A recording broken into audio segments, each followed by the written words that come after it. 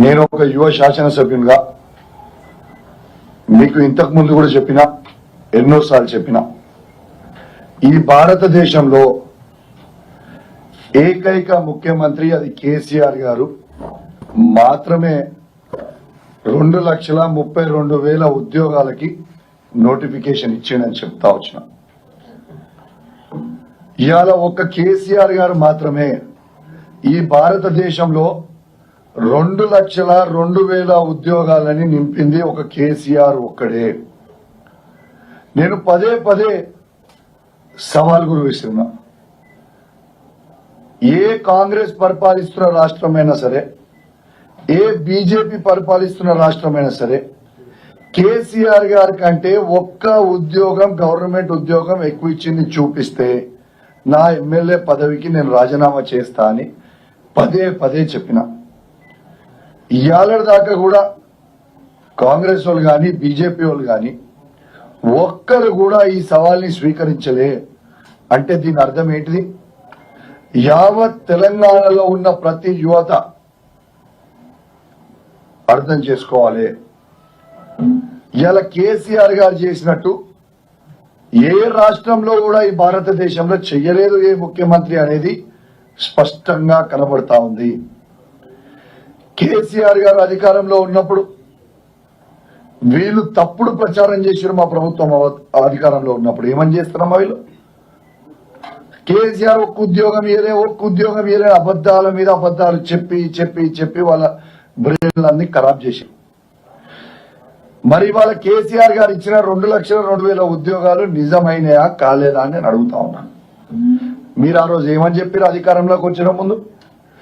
ఈ 2,32,000 ఉద్యోగాలు కాకుండా అదనపు 2 లక్షల రూపాయల ఉద్యోగాలు మేము ఇస్తాము. డిసెంబర్ 2024 వరకు 2 లక్షలు నింపుతామన్నారు.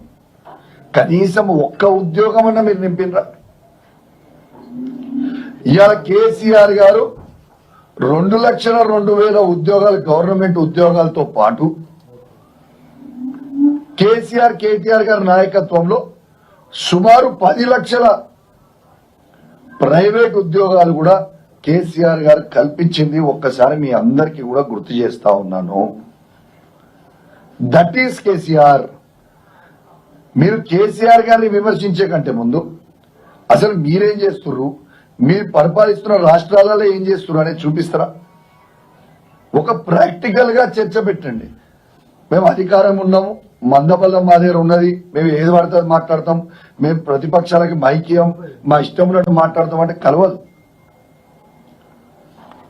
ఒక్కసారి ఎంత చెండాలంగా అంటే ఈ ముఖ్యమంత్రి రేవంత్ రెడ్డి గారికి సిగ్గు, శరము, లజ్జ లేకుండా కేసీఆర్ గారు ఇచ్చిన 32,000 ఉద్యోగాలు కూడా మా ప్రభుత్వం ఇచ్చింది అని చెప్పుకోవడానికి నీకు సిగ్గు అనిపిస్తలేదా అని నేను అడుగుతా ఉన్నాను. అసలు నోటిఫికేషన్లు ఇవ్వకుండా, ఎగ్జామ్లు రాయకుండా అసలు ఉద్యోగాలు ఎక్కించడం ఉన్నాడా కొంచెం చెప్పు. మందికి పుట్టిన బిడ్డలు నా బిడ్డ అని చెప్పి ముద్రానికి నీకు సిగ్గులేదా అని అడుగుతా ఉన్నాను రేవంత్ రెడ్డి గారిని.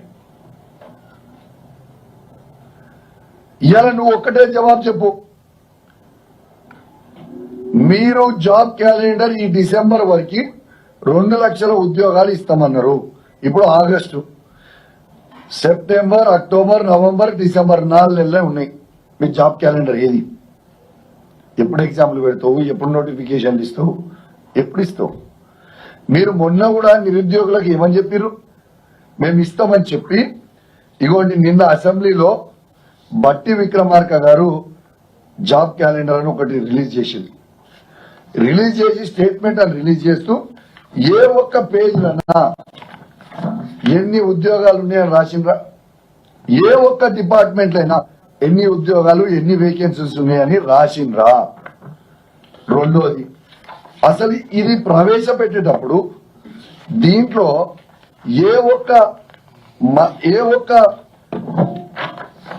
మంత్రి గారి సిగ్నేచరో, ఎడ్యుకేషన్ మంత్రి గారి సిగ్నేచరో, ముఖ్యమంత్రి గారి సిగ్నేచరో, కన్సర్న్ డిపార్ట్మెంట్ మంత్రి సిగ్నేచరో ఉన్నదా అండి? దీంట్లో ఒక తెల్ల కాగితం పేపర్ తీసుకొని వచ్చి దీన్ని చదివి దీని గురించి చర్చ చెప్పుర్రి అంటే చర్చ పెడదామంటే దీంట్లో చర్చలు ఏం లేదు, స్టేట్మెంట్ ప్రకారం నేను సరిగా వెళ్ళిపోయినా అని చెప్తా ఉన్నారు మంత్రి గారు. ఇది ఒక్కసారి చూడండి, ఇది వాళ్ళ Congress party manifesto, page number 41, page number 41, page number 42. వీళ్ళు దీంట్లో డేట్లతో సహా మేము ప్రకటిస్తామని చెప్పింది కాంగ్రెస్ పార్టీ మేనిఫెస్టోలో నిజమా కాదా? మీరు తెలంగాణకి నిరుద్యోగులకి మీరు జవాబు చెప్పాల్సిన అవసరం ఉన్నదా లేదా? మీరు చెప్పింది ఏంది, మీరు చేసింది ఏందని నేను అడుగుతా ఉన్నాను. ఆ రోజు పెద్ద పెద్ద పేపర్ యాడ్లు, ఆ రోజు పెద్ద పెద్ద పేపర్ యాడ్లు ఇచ్చారు. ఇక్కడ చూడండి, పెద్ద పేపర్ యాడ్లు ఇచ్చి మేము 2 లక్షల ఉద్యోగాలు ఇస్తాం, జాబ్ క్యాలెండర్లు అని చెప్పి ఇక్కడ బట్టి విక్రమార్క గారి సంతకం, ఇదిగోండి ఇక్కడ రేవంత్ రెడ్డి గారి సంతకం. ఈ సంతకాలు పెట్టి అబద్ధాలు చెప్పి ప్రమాణాలు చేసి మీకు కొంచెం కూడా సిగ్గు అనిపిస్తలేదా? మీకు ఇజ్జత్ ఉందా, ఇజ్జత్ లేదా అని అడుగుతా ఉన్నాను ఈ ప్రభుత్వానికి. అసలు ఏం మనుషులే మీరు? గిన్ని అబద్ధాలు చెప్తారా? నిన్న నైటు, నిన్న ఈవినింగ్ తెలంగాణలో ఉన్న ప్రతి యువత మీ జాబ్ క్యాలెండర్ కోసం ఎదురు చూసిండ్రు. దీని మీద మీరు చెప్పిన తర్వాత చర్చకని మా కేటీఆర్ గారి నాయకత్వంలో సభలో మేము పట్టుబడితే, సభలో పట్టుబడి చర్చ చెప్పాలి, దీనికి జవాబు చెప్పాలి, ఇది ఉచిత తూతు మంత్రం పేపర్ ఇది అని కేటీఆర్ గారి నాయకత్వంలో మేము శాసనసభ్యులు అందరం కూడా చర్చకు అడిగితే ఇయ్యకుంటే మేము గట్టిగా అడిగినప్పుడు ఏం చేస్తారు ముఖ్యమంత్రి రేవంత్ రెడ్డి గారు? వచ్చి ఏదేదో మాట్లాడేసి మీరు దానం నాగేందర్ గారికి మైక్ ఇవ్వమని చెప్తారు. దానం నాగేందర్ గారికి మైక్ ఇప్పించి మేము నిరుద్యోగుల పక్షాన ఖచ్చితంగా మాకు కావాలి మైకు, దీని మీద చర్చ కావాలి, మేము డీటెయిల్ గా అడగాలి అని మేము అడుగుతున్న సందర్భంలో మైక్ ఇచ్చి శాసనసభ్యులని ఇష్టం ఉన్నట్టు నోటికొచ్చినట్టు అసలు చెప్పరాని పదాలు బెదిరిస్తూ మీ తోలు తీస్తా అని, మిమ్మల్ని హైదరాబాద్ లో తిరగనియా అని, మీరు ఎట్లా తిరుగుతారో చూస్తా అని చెప్పుడు,